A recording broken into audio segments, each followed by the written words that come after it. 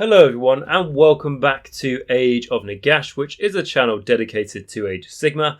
And in this video we are going to be talking about why play Flesh Eater Court's Hallowmourne Grand Court. So this is one of the sub-allegiances for Flesh Eater Courts as voted by yourselves. And in this video, in case you haven't seen one of my why plays before, what I'll be doing is I'll be reading through this sub-allegiance and then I'll be going through what I believe are the strengths and weaknesses of playing this sub-allegiance. So hopefully you, with your Flesh Eater Court army, by the end of this video will have an idea if this is a Grand Court you would like to play.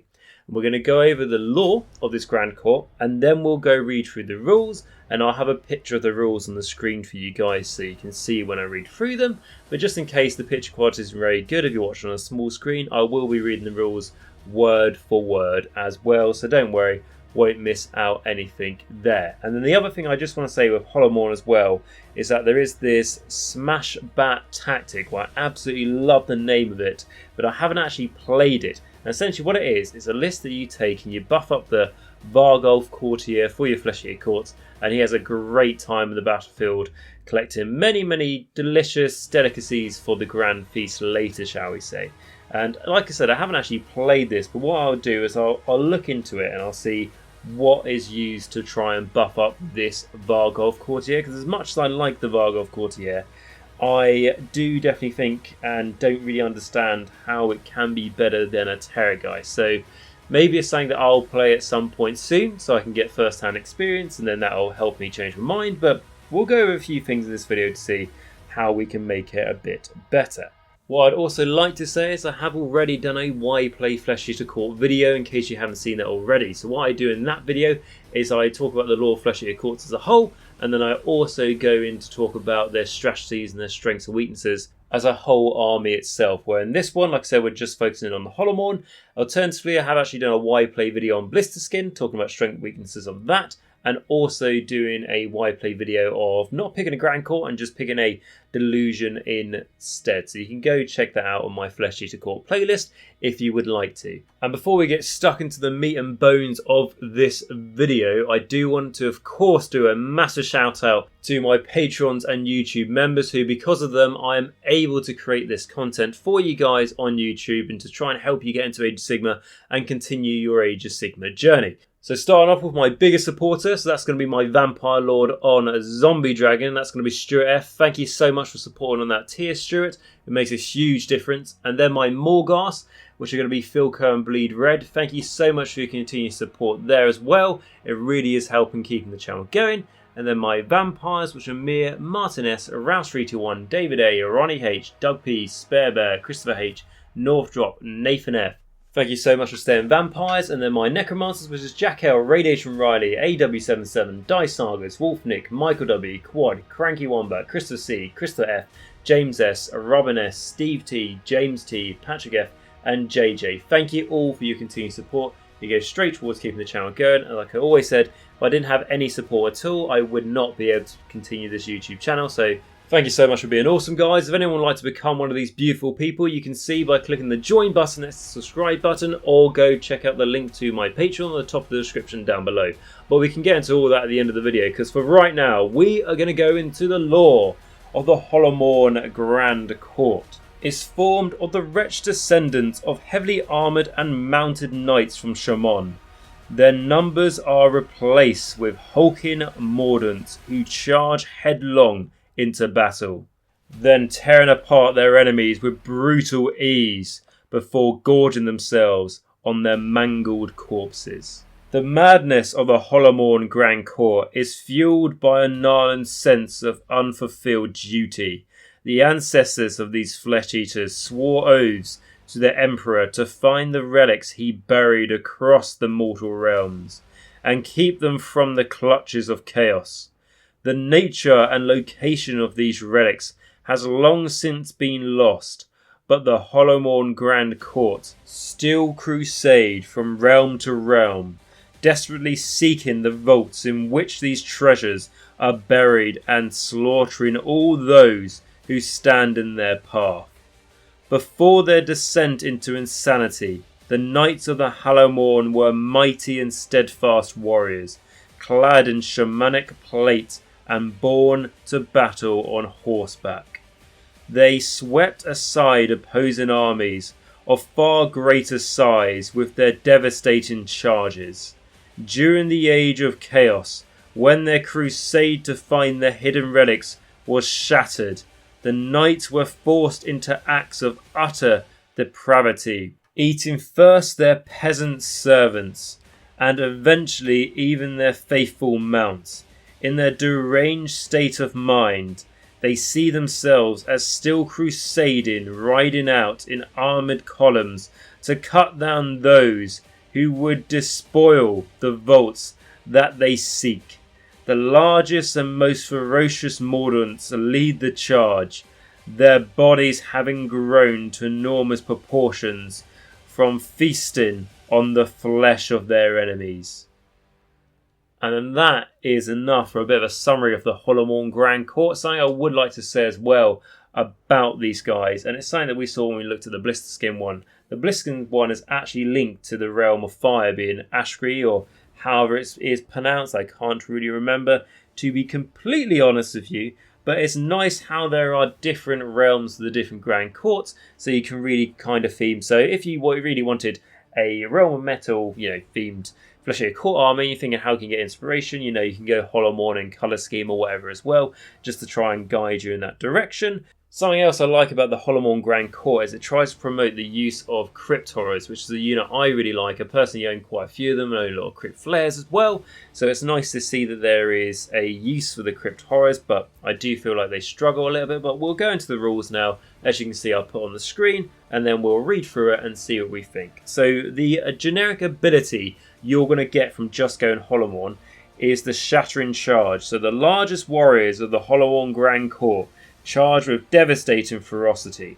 So you can reroll wound rolls of 1 for attacks made with melee weapons by friendly Hallowmourne Courtier units and friendly Hallowmourne Knights units that have made a charge move in the same turn. So what does that mean if you're a bit new? So Courtiers are essentially your heroes for your Fleshy Courts that aren't Archregents and aren't Ghoul Kings, basically aren't Abhorrents. And so Courtiers, a big thing here is going to be probably like your Vargol, if you're going to make use of it. It's going to be a Crypt Haunter Courtier, which is like the Crypt Horror Hero, or Crypt Infernal Courtier, I believe it's called, for the Crypt Flares, the hero there.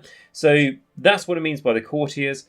And then the Hallowmourne Knights, what does that mean? A Knight unit is either a Crypt Horror unit or a Crypt Flare unit, and your Crypt Ghouls are called Serfs. So for your Crypt Horror and Crypt Flayers, this is nice of them. Generic ability, and then when we go on to the command ability, it shows how it's just going to help them that bit further. So going on to the command ability, it's a Ravenous Crusaders. The rulers of the Hallowmourne Grand Court urge their followers ever onwards. You can use this command ability at the start of your hero phase. If you do so, pick one friendly Hallowmourne unit wholly within 9 inches of a friendly Hallowmourne hero, or wholly within 8 inches of a friendly Hallowmourne hero that is a general. Add 1 to the run and charge rolls for that unit until the next hero phase. In addition, until the next hero phase, that unit can run and still charge later in the same turn. So obviously that's good, and it pairs up with your ability, the Shattering Charge, to try and help you get the charge rolls, so you're getting those reroll 1s to wound. Because if we take Crypt Horrors for an example, so they are, compared to Crypt Flares, they're the ones that have higher damage but less attacks and no mortal wound potential and no rend. So against hordes of things with not very good saves, their damage too, with a few attacks, does really shine through. But what I will say with them, and how really to get the most of them with this ability, is if we were to talk about some of the spell laws, and I'm not going to put pictures of the spell laws, but I'm just going to quickly read off a couple. Which you've got Special Host, for example, which allows you to pick a Fleshy Court unit, and that unit can be treated as it can fly, but if it can already fly, it can run and charge. Now, that's not really useful for Crypt Flayers, because in this situation, with this command ability, they can already run and charge with the command ability, and they can already fly. So it's not really useful. But when we look at the Crypt Horror situation, the Special Host would make them fly, and then now that you've got your Crypt Horrors that can fly and run and charge, and +1 to the run and charges. And then if you went Deranged Transformation on them, which is another spell from your Law of Madness within the Fleshy Courts, what you can do is you can add their wounds characteristic to their move. So before you know it, your Cryptoras are +4 to move, they're +1 to run in charges, they're running and charging, and they're flying. Now, am I saying that's the best, way to spend all this resource to try and make those Cryptoras that, good at moving and that sort of agile when it comes to flying and everything else? I don't really think so. But I'm just saying that you can do this if you really want to try and make the most out of your Cryptoras, because like I mentioned when we were going to go into this one, you can try and make your Cryptoras kind of shine quite well in Hallowmourne Grand Court. The problem that I have like with Cryptoras though is, as an example, I've played quite a bit against like Coalesce Seraphon, which one of their things on their allegiance abilities is they subtract 1 from damage by enemy attacks done to them. So for example, your Cryptoras that do damage 2, now it's just damage 1. Now if you had an attack that was only damage 1 anyway, it wouldn't go to 0, it's not that strong, but it means the damage 2 goes to damage 1, which just means your Cryptoras are now big expensive criticals. And I know there's a very obscure situation that I'm just comparing it against that one way to play that one army. You're not going to go against that all the time, but I've played against it quite a few times. And now you've got things like Daughters of Cain with that. The Heart of Cain prayer, whatever it is, that big hand holding that heart, that will make you -1 damage as well. So I know those situations don't come up all the time, but I can tell you when you really build your army around Cryptoras and then you come across that, it's really quite heartbreaking. Because it's just you try to be cool, you try to take your Cryptoras, you try to do a lot of work with them, and then you're just kicked in the face for trying. So yeah, maybe I'll give it another go at some point, but I just wanted to show an example of how you can try and make your Cryptoras really fast and try and give them a little bit more competition when you compare taking Cryptoras to Crypt Flares. But what I will also say in the Cryptora defense is they have a nice ability which is called the Chosen of the King. So that means if they're wholly within 18 inches of an abhorrent, so this is your abhorrent Ghoul King or your abhorrent Archer-Regent, they get to reroll all failed hit rolls. You plus that with the ability they've got from this sub-legions, being the Shattering Charge. Now they are rerolling all failed hit rolls, and now they're rerolling wound rolls of 1, and they're wounded on 3s anyway. So you're only failing on first 2s, if you see what I mean. Which is quite nice compared to your Crypt Flares that aren't rerolling those hit rolls unless they've got all-out attack or something like that. So I'm just trying to make an argument for taking Cryptoras. But, if you ask me overall what I think is better, I still think Crypt Flares. There's a reason why I built 27 Crypt Flares in my own personal collection. And like I said, I've got a few Cryptoras, but I probably only have about 12 as a comparison. And then going on to the next part of going with Hallowmourne Grand Court, which is going to be your command trait. So the command trait and artifacts are like the tax you get with these sub-allegiances, where you get all these extra abilities, but you do also have to take this command trait or this artifact depending on how it's worded. So the command trait. A Hallowmourne general must have this command trait instead of one listed on page 56. So yes, you would have to take this. There's no little loopholes to get out of it. And what it is Grave Robber. So add 1 to the attack characteristics and damage characteristic of this general's melee weapons while this general is within 3 inches of an enemy hero with an artifact of power. So that's nice. The only problem with that though is you can't always guarantee you're being within 3 inches of a enemy hero with an artifact of power, but I can see that this gets stacked onto presumably the Varghulf Courtier, and then we'll get into how we can buff the Courtier Varghulf in a moment. And then the artifact of power. So the first Hallowmourne hero to receive an artifact of power must be given the Corpse Fane Gauntlet. So again, no loopholes, you have to take it. So the Corpse Fane Gauntlet. So this glove of decrepit flesh seeps black blood as its wearer charges into battle. After this model makes a charge move, you can pick one enemy unit within 1 inch of this model and roll a dice. On a 2+, that enemy unit suffers D3 mortal wounds. So, we've seen this ability copy and pasted in pretty much every battle tome, the whole Age of Sigmar.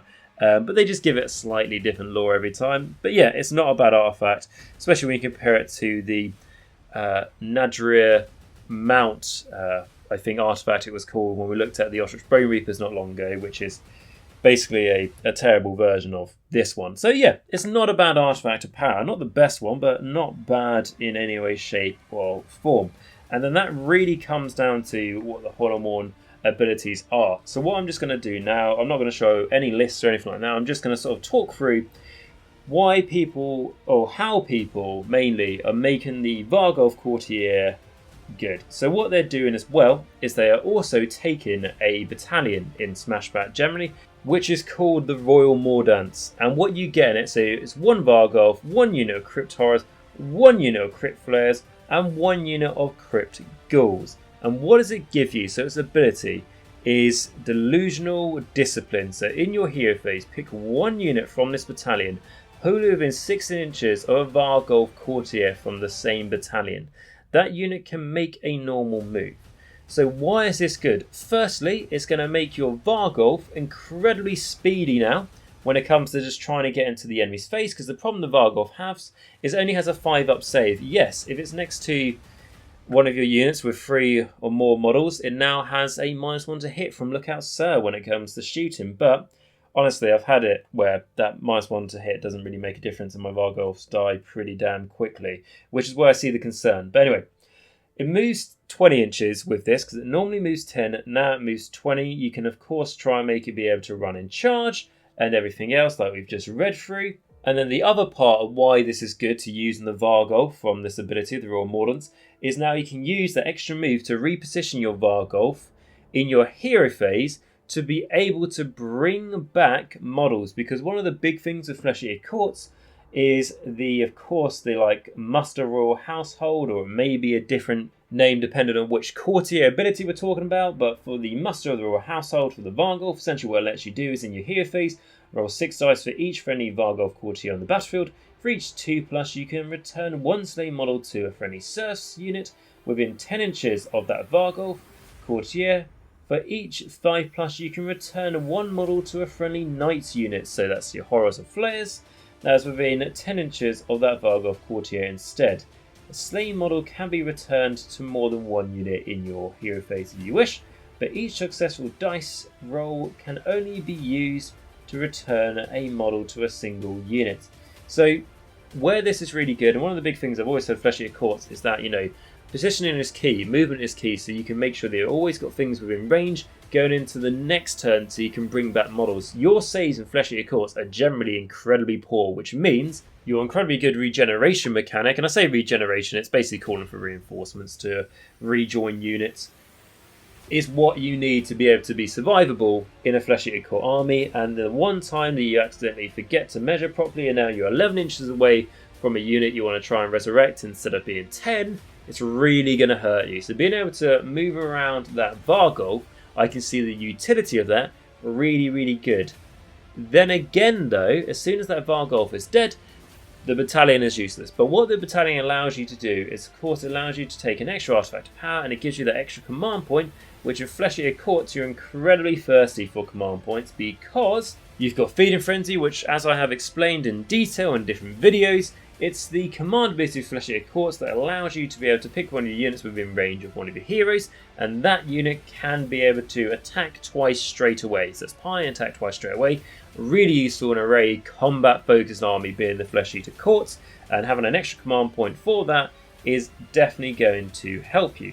So then when we look at what extra artifact we want to take, the one that most people seem to go for to boost up the Varghulf is going to be the Bilious Decanter. Apologies, that's pronounced wrong. But what it does is, once we battle at the start of the combat phase, the bearer can use this artifact. If you do so, add 2 to the attack characteristics of that bearer's melee weapons in that phase. So now let's sort of just have a bit of an overall look at seeing how this Varghulf is now performing, right? So when we look at the Holomorn ability, it had the fact that when it charges this courtier, this Varghulf, it can reroll 1s to wound, which is nice, right? It can also, if it wants to, use the command ability to +1 to its run and charge rolls to try and help it and let it be able to run in charge. So it's rerolling 1s to wound. Let's just say all bells and whistles go off. This thing's moving very fast as well. It can move 20 inches before the charge phase if it wants to. We're going to say it got the Feed on Dark Magic ability off, which essentially means if an abhorrent wizard casts a spell within 8 inches of your Varghulf courtier, it can reroll all failed hit rolls until your next hero phase. Really nice ability. So it's charged in, it's re-rolling failed hit rolls, it's re-rolling 1s to wound. One of his attacks wounds on a 2 anyway, the other one wounds on a 3.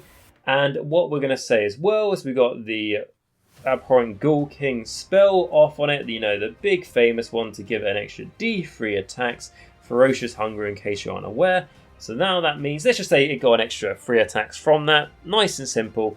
So now that is going to be 7 attacks from the Immense Claws, and then you've got 4 attacks from the Dagger-like Fangs. You trigger off your Bilious Decanter artifact as well once per battle, where you do it now anyway.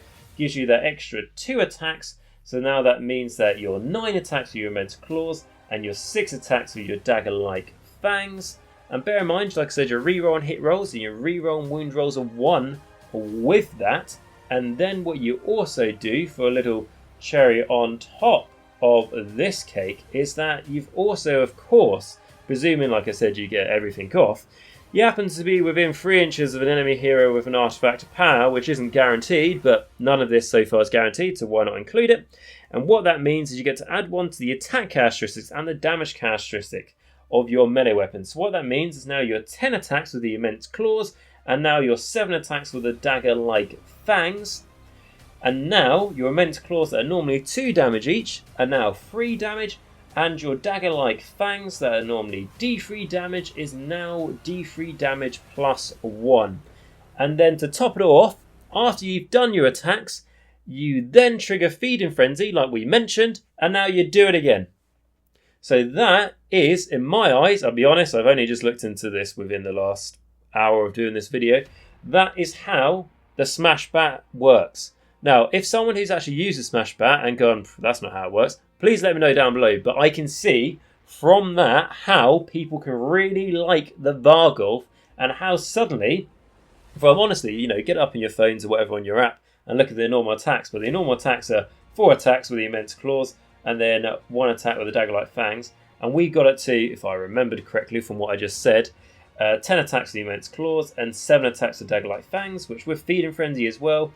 If you get it all of it off, that means that you're going to get 20 attacks with the Immense Claws and then 14 attacks with the Dagger-like Fangs before the enemy can do anything about it, unless they have any other similar sort of strike first ability maybe.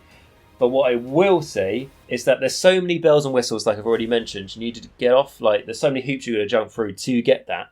And also including your enemy not shooting your Varghulf off the battlefield straight away, which has happened to me. Like the amount of times in the past that my Varghulf's been hit by Doom Diver catapults, I know that's not really a hazard much in Age of Sigmar anymore, but by just how much shooting there is out there, could easily be wiped out. You're only going to make the enemy -1 to hit unless there's something else I'm missing, because you can't go for Blister Skin, obviously, with the Hallowmourne thing that we're trying to do.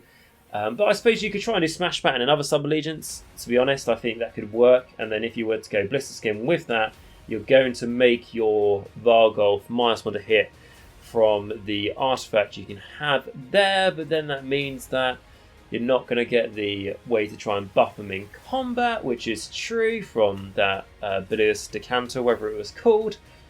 But it swings and roundabouts, because if you put all of that into a Varghulf and then it gets killed before you even have a turn, it's going to be a shame. The nice thing about this is that you have got a battalion, so it's going to help you with your drop to try and stop the enemy shooting you off the board.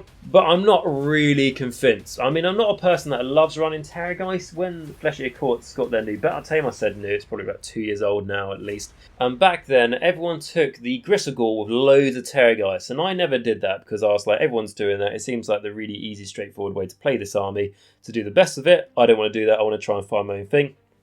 And I went flares with Blister Skin and did quite well.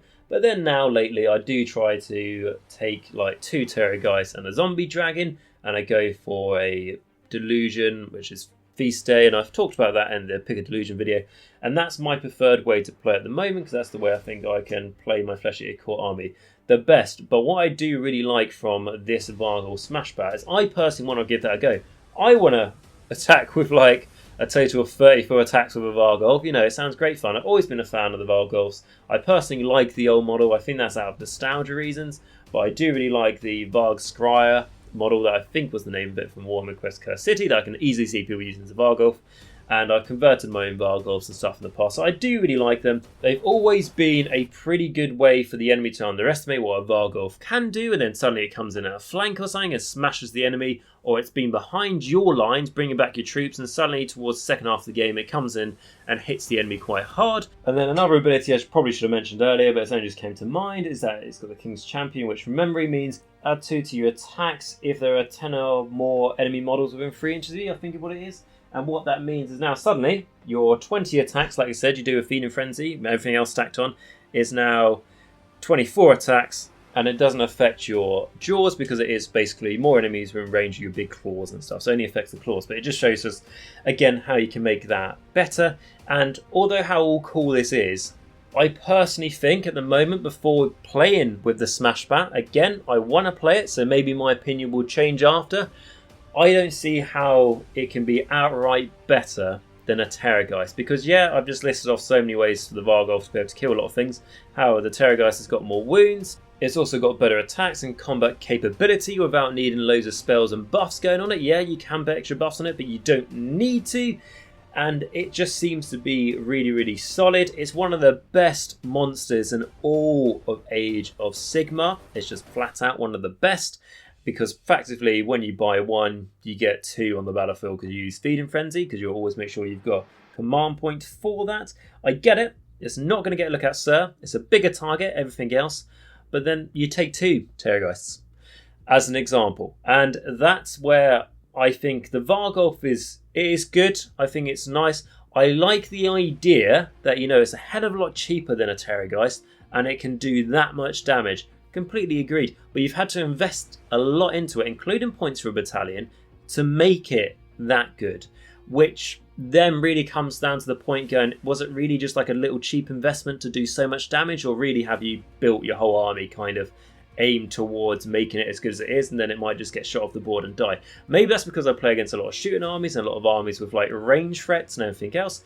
Maybe that's just me, but like I said, I think the Terrorgeist just on paper manages to beat this Smashbat, but I'll get some practice in. My opinion may change. If you guys have got experience of why I'm wrong and you're right, please let me know that down below, as I have loads of experience with Flesh Eater Courts, but the Smashbat, haven't really played loads of Flesh Eater Courts since the Smashbat thing came out, so it's a bit new to me, which excites me because it's really easy for people such as myself and people reviewing Flesh Eater Courts and just go, oh, Terrorgeist all day long, it's the best thing, and then just, you know, as like a easy excuse where you can say advice, Terrorgeist.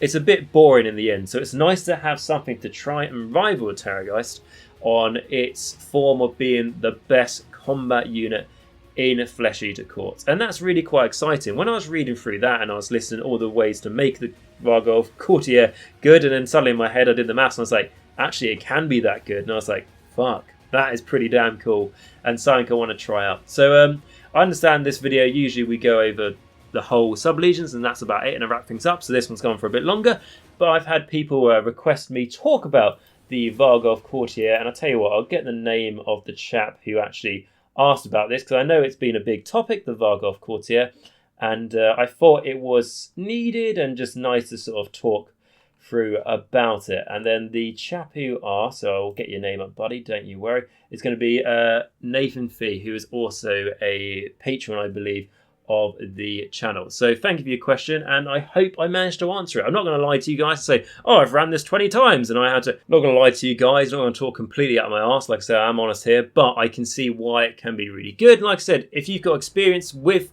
the Smashbat, but honestly, not just the Smashbat, with Hallowmourne in general, let us know down in the comments, and there's anything that you think I've said wrong in this video and you go, I shouldn't have said that because that's a better tactic or something like that, let me know down below. I always say we can all learn from each other, and we're only just going to benefit from doing just that.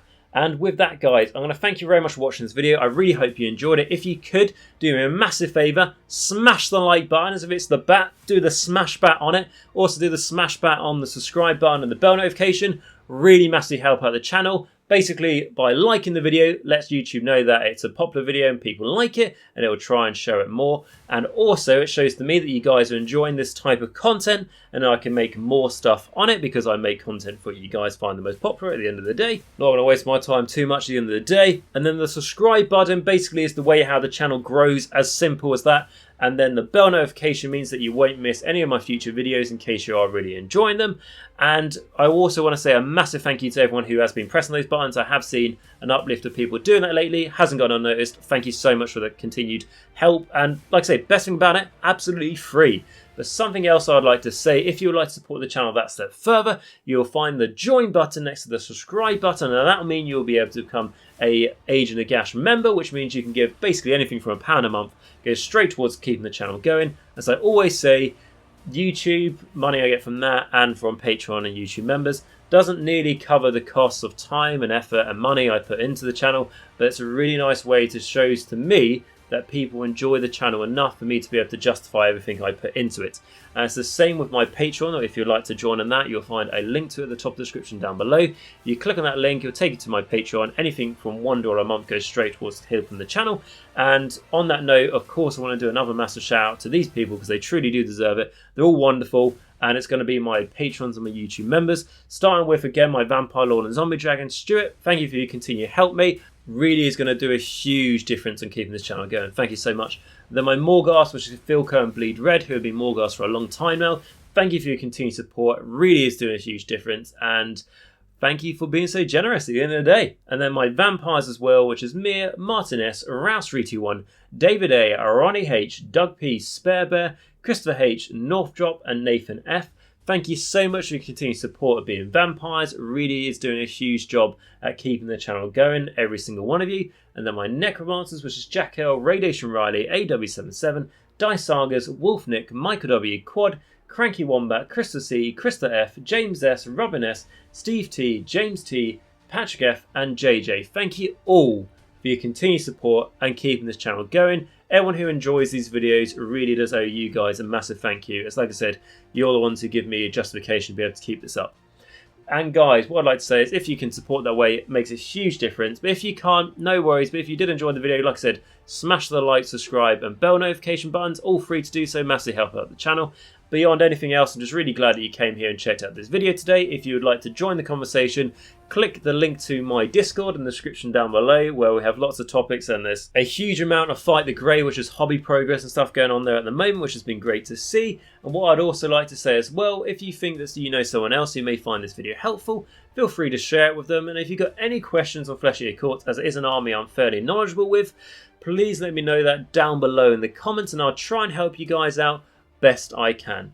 And with that, guys, I'm going to again thank you very much for watching this video. I hope you have a great rest of your day. If you're interested in taking Hallomorn out, take it out for a spin. Let me know how you do. And remember, until next time, to stay safe, wear a mask, for God's sake, wash your hands, and make sure you stay hygienic. So by the time all this is over with, hopefully we'll be able to play with our Hallomorn sub-allegiance at some point soon and keep the crusade going for that Grand Court. And above anything else, remember until next time that Nagash is all, and all is one in Nagash.